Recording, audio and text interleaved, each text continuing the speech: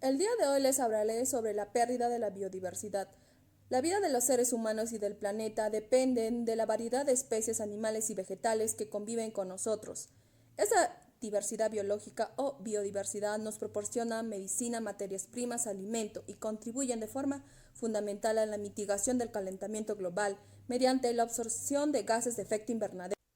En los últimos 100 años han desaparecido el 90% de variedades de cultivo, la mitad de razas de muchos animales domésticos y se han visto diezmado muchas especies marinas debido a la explotación de los principales caladeros de pesca mundiales. Detrás de esta pérdida de biodiversidad está el impacto del ser humano en los ecosistemas marinos y terrestres.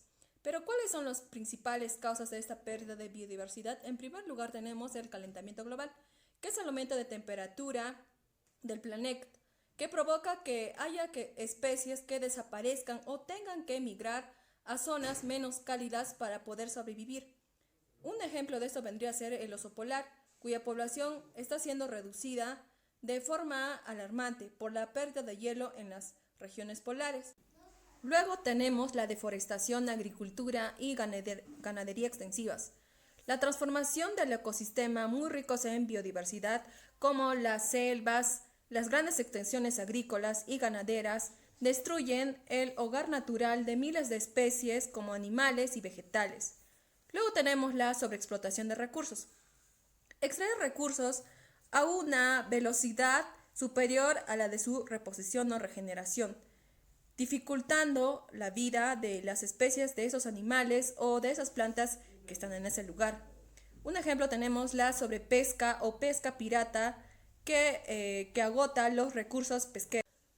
Como cuarto punto tenemos la introducción de especies invasoras, que transmiten enfermedades nuevas a las que no están acostumbradas las especies autóctonas o típicas de ese lugar, o incluso se alimentan de ellas. Luego tenemos la contaminación. Pocos organismos vivos pueden sobrevivir a agua, al aire, al suelo contaminado. Los efectos de la pérdida de biodiversidad no se reflejan solo en el ámbito medioambiental, sino que la desaparición de especies de los seres vivos también amenazan gran parte de los objetivos del desarrollo sostenible fijados por las Naciones Unidas. Seguidamente les voy a hablar sobre la escasez de agua. Siendo este un recurso indispensable e importante para la vida de las personas, enterarse de que hay lugares donde la gente no tiene un acceso a ella y que cada vez hay menos de esta es lamentable. La escasez de agua es un problema que se da por diferentes razones. Entre ellas quisiera resaltar las siguientes. El uso irracional y desmedido que se le da al agua. Muchas veces las personas piensan que el agua es un recurso inagotable, que siempre va a estar ahí para nosotros y que no hay por qué preocuparse. Pero en realidad es todo lo contrario. La gente en algún momento va a tener mucha carencia de esta. En todo el mundo. Y esto va a generar conflictos entre las personas, ya que como mencioné al principio, el agua es un recurso indispensable. Por ende, se debe concientizar a las personas sobre su uso, ya que esto podría hacer una gran diferencia y evitar así la escasez de agua. Otra de las razones de la escasez de agua es la sobrepoblación. Cada vez hay más personas en el mundo. Y mientras más haya, más va a ser la demanda de agua. Por ende, no se va a poder abastecer a toda la población de esta, ya que en promedio una persona gasta 300 litros de agua al día. Todos sabemos qué es la deforestación y que tenemos un importante sector forestal que ocupa casi el área del 60% de nuestra superficie. Es por eso que hoy les vengo a hablar sobre la Ley de Incentivos para las Plantaciones Forestales que fue aprobada el año pasado. El autor de esta ley es Federico Pariana y nos dice que básicamente esta ley beneficiaría a las comunidades ya que ellas podrían producir madera y así mejorar su economía. ¿Cómo se van a incentivar estas plantaciones? Nos dice que se va a crear un fondo forestal en el cual se va a reunir el presupuesto de las diferentes instituciones públicas encargadas a la reforestación y que este fondo va a servir para pagar en un plazo de 2 a 4 años el 100% de la inversión que haya hecho ya sea una empresa privada o cualquier persona de esa comunidad o cualquier campesino. Pero también se sabe que para poder plantar y mantener durante todo ese tiempo que se va a demorar en pagarte el Estado, se necesita más o menos $200,000 para plantar 10 hectáreas.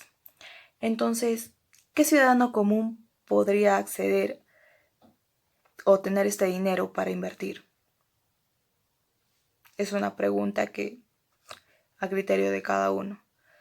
Es por eso que se dice que esta ley incentivaría el apetito de las grandes empresas para sus plantaciones comerciales, ya que van a invertir para que les paguen lo invertido. Es por eso que se darían más estas plantaciones comerciales como la palma aceitera, que ni siquiera es propia de la Amazonía y que al contrario contamina. Entonces se estaría incentivando la deforestación. Aparte de que esta ley es muy genérica, no tiene ni candados ni ventanas, como se dice, que te puedan restringir o decir qué puedes plantar, cuánto puedes plantar, quiénes pueden plantar. Entonces, esta ley básicamente no cumpliría con su objetivo y sería todo lo contrario. Yo les voy a hablar sobre el problema ambiental relacionado a los residuos, es decir, la basura que generamos y que con el tiempo va aumentando desmesuradamente, afectando así al recurso hídrico, el recurso atmosférico e inclusive ha llegado a afectar a los suelos. Claros costos ambientales también genera costos sociales y económicos, debido a que para la eliminación de estos residuos se necesita cierta cantidad de dinero. Con respecto a los recursos hídricos, estos se ven afectados debido a que los residuos contaminan tanto mares como ríos, afectando a la flora y fauna que conviven estos. También se generan mayores costos para tratar el agua, debido a que ésta se encuentra más contaminada. También muchos residuos generan taponamiento de los caudales, afectando la libre circulación del agua. Con respecto al recurso atmosférico, pues me refiero a que muchos residuos poseen malos olores y generan gases que a lo largo del tiempo contribuyen al efecto invernadero, así generando daño. Con respecto a los suelos, hay muchos líquidos contaminantes que infiltran en estos, afectando su microfauna y sus propiedades, generando así que su productividad sea menor. Es conveniente que sepamos clasificar a los residuos. Tenemos, por ejemplo, a los residuos sólidos urbanos, que son los generados en los domicilios particulares, es decir, que son generados por actividad netamente doméstica. Tenemos a los residuos industriales, y dentro de estos se encuentran los inertes, que son los escombros y materiales similares. Peligrosos, que estos pueden llegar a afectar a la salud pública por su posible toxicidad. Tenemos también a los residuos agrarios, que proceden de la agricultura, la ganadería, la pesca o la industria alimenticia. En general, tenemos a los residuos médicos y de laboratorios, restos de trabajo clínico o de investigación. También a los radiactivos, materiales que emiten radioactividad.